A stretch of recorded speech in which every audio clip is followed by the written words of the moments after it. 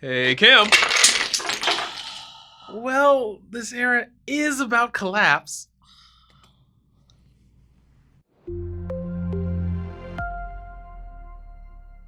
Hi, I'm Kim Lochner, and along with Colby Burnett, we're introducing Era 4. From a certain perspective, humans progress in every era.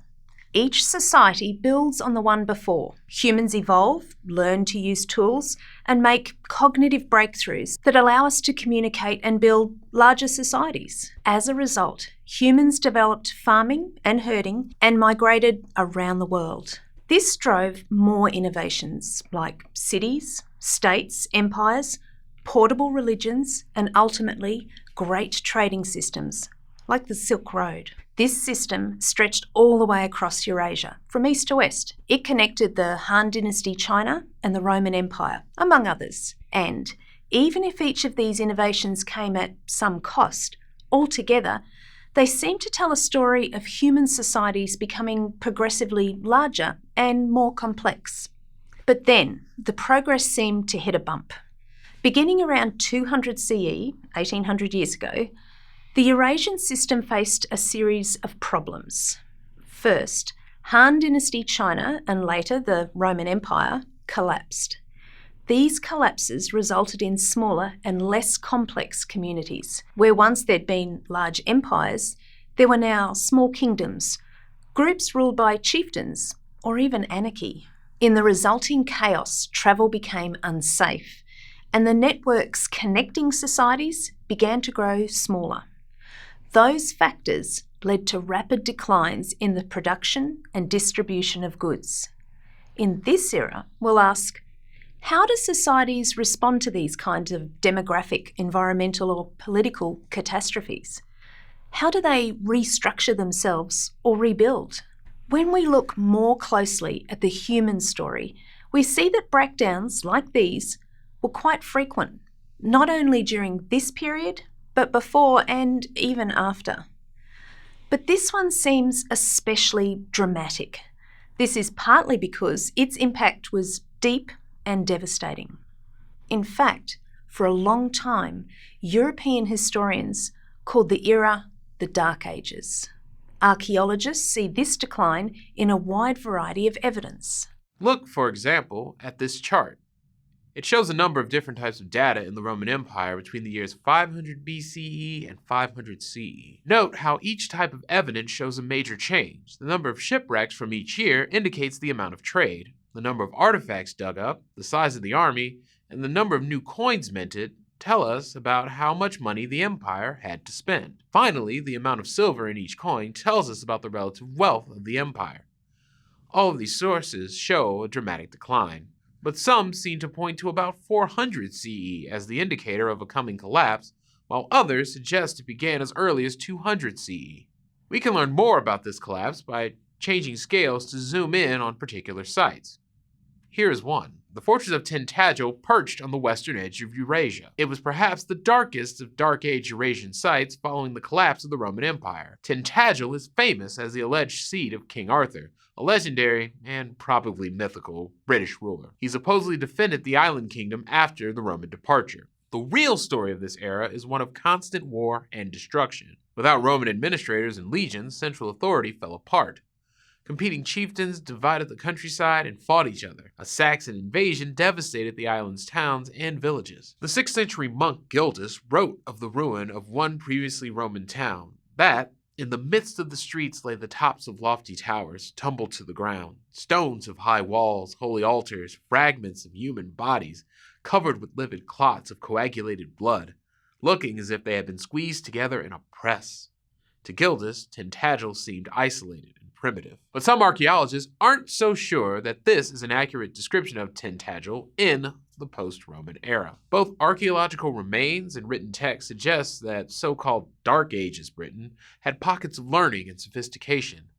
They suggest circles of priests and nobles were educated and even spoke Latin, the language of Rome. Tintagel itself remained a quite large town.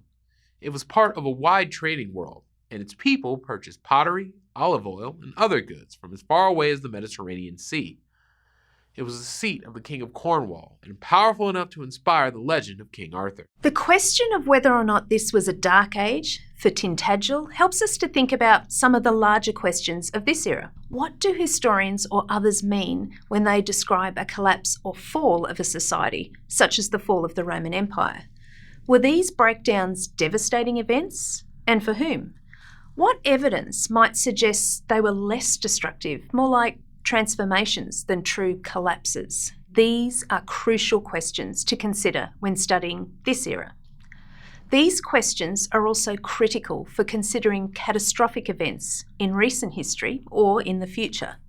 It reminds us that what we name events in the past influences how others, including ourselves, think about those events. Collapse or transformation occurred differently in different places. In the eastern portions of the Roman Empire, far away from Tintagel, Roman rule held on for quite a while through the city of Byzantium. And during the so-called Dark Ages, Islamic empires expanded out of Arabia and launched a new golden age for science, medicine, and astronomy. These states held a high standard of living and preserved Roman knowledge. And in China, the chaos following the fall of the Han Dynasty was relatively brief and more quickly replaced by a new centralised state. In Mesoamerica, similarly, the periodic collapses of large cities like Teotihuacan rapidly led to the rise of neighbouring cities that, in many cases, were culturally quite similar. Nevertheless, the years after a large-scale collapse might have been truly awful. The disintegration of political authority frequently led to invasion or war between local chieftains and warlords. The collapse of organised economies meant that trade dried up, goods were hard to find, and people starved. Disease and theft went uncontrolled. Sometimes this could go on for a long time. But often, these were relatively short periods, followed by the re-establishment of some sort of order.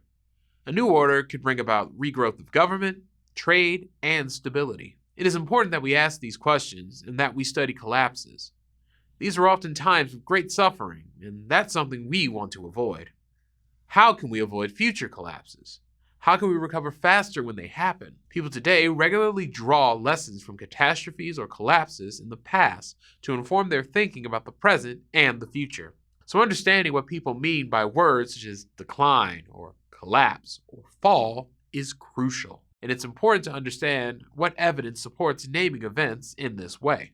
So, as you study events in this era, look for chances to consider: how does societal collapse or demographic catastrophe affect the lives of people in different regions?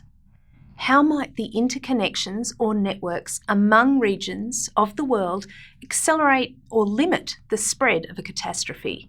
And how do different organisational structures of different communities respond to disruptions in daily life? Who labels catastrophic events as collapses or declines or falls? What evidence supports such a view? Is there evidence to contest it? In what ways might these events be transformations? Does it make a difference what we name events in the past? Those are all good questions. Well, I agree.